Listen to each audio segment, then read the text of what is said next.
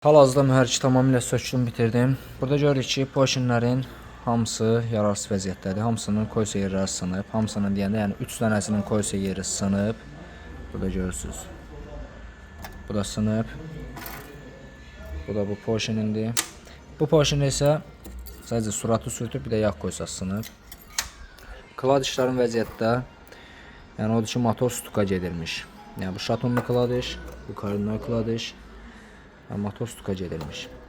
Bunun səbəbi də ola bilər ki, yağın davleniyası az ola bilər və yaxud yağın özü keyfiyyətsiz ola bilər.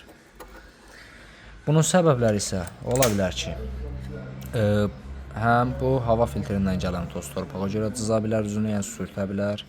Həmçinin də motorda necə deyim, daxili qızma, yəni alışma çox gedə bilər.